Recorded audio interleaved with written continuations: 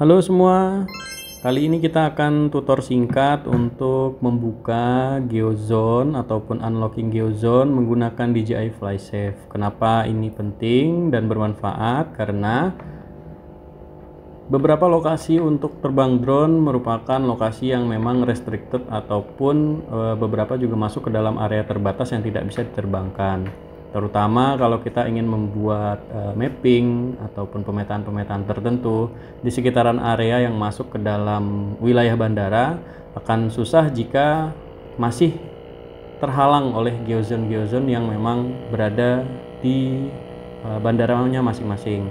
Nah, untuk itu ada cara resmi dari DJI FlySafe ataupun dari dji.com sendiri untuk membuka geozone di masing-masing bandara secara resmi, tergantung dari kepemilikan drone yang kita operasikan, termasuk kita bisa memasukkan serial number dari drone itu untuk membukanya secara resmi.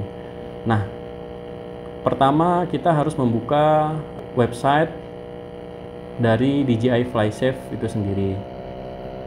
Nah, ketika sudah terbuka, tampilannya seperti ini. Bagi teman-teman yang mungkin belum login, silahkan login.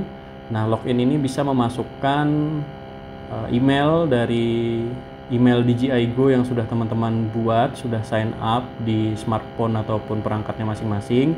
Bagi yang sudah login, akan ada tampilan FlySafe seperti interface seperti ini, dan teman-teman bisa memilih unlock request. Nah, di bagian unlock request, jika teman-teman masih baru dan belum pernah memiliki request untuk unlock lokasi, tampilan pertama adalah masih kosong dan teman-teman bisa langsung mencoba untuk new unlock request, ataupun teman-teman bisa mengisikan basic information terlebih dahulu untuk masuk ke langkah selanjutnya.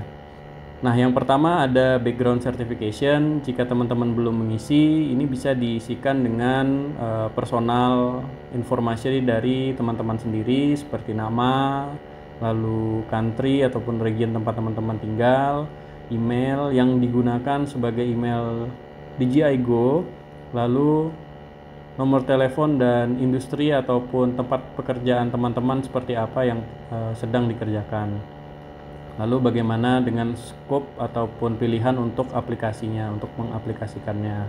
Di bagian device management, teman-teman bisa menambahkan device baru sesuai dengan drone yang teman-teman miliki dan bisa mengisikan serial number-nya. Nah, bagian serial number yang bisa diisi ini terletak di belakang remote dari perangkat yang teman-teman miliki.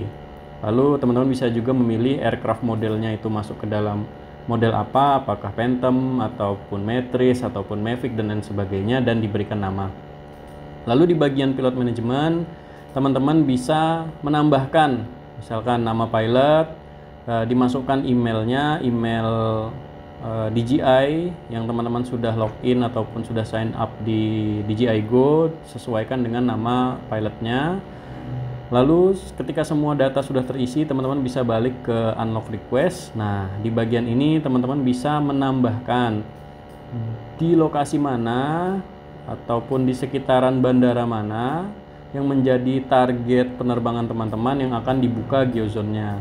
Ada dua pilihan unlocking tipe. Yang pertama untuk custom unlocking, ini berarti kita akan membuka sebagian di lokasi area geozone, sementara zone unlocking akan membuka keseluruhan dari geozone yang kita pilih, yang berwarna biru tadi, merah, ataupun yang bagian mana saja.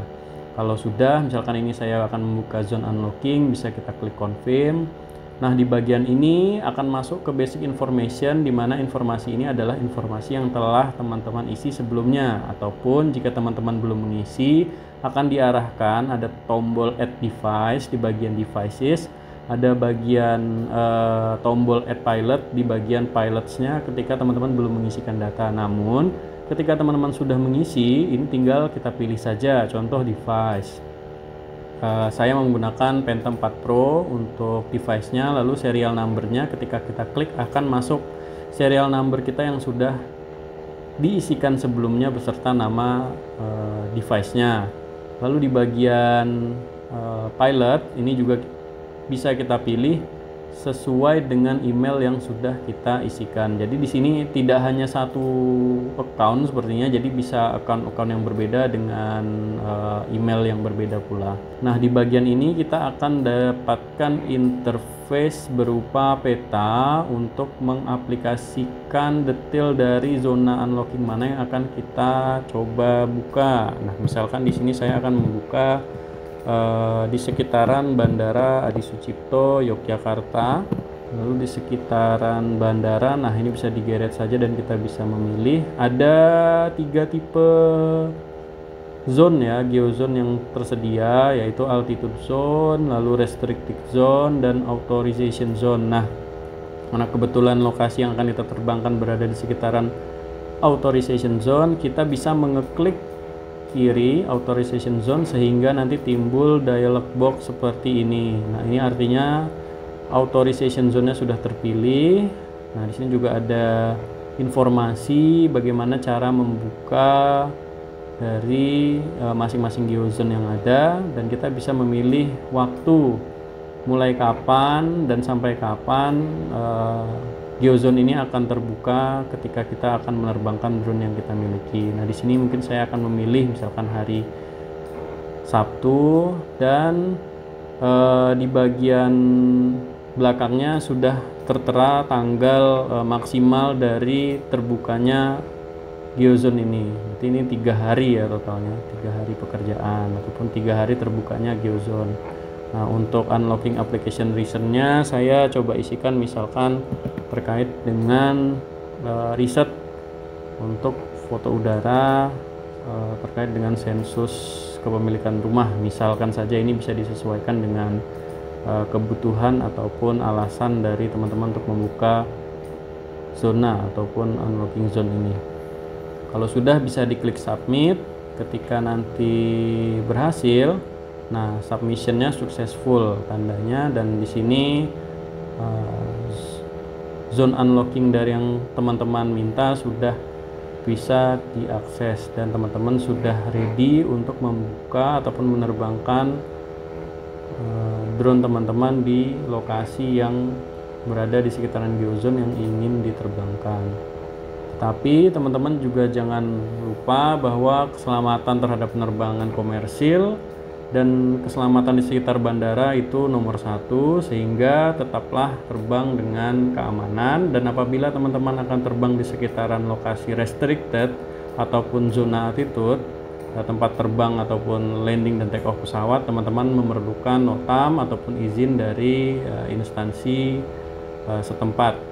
Mungkin itu saja yang bisa saya sampaikan. Semoga tutor singkat ini bermanfaat. Sampai jumpa di tutor-tutor selanjutnya.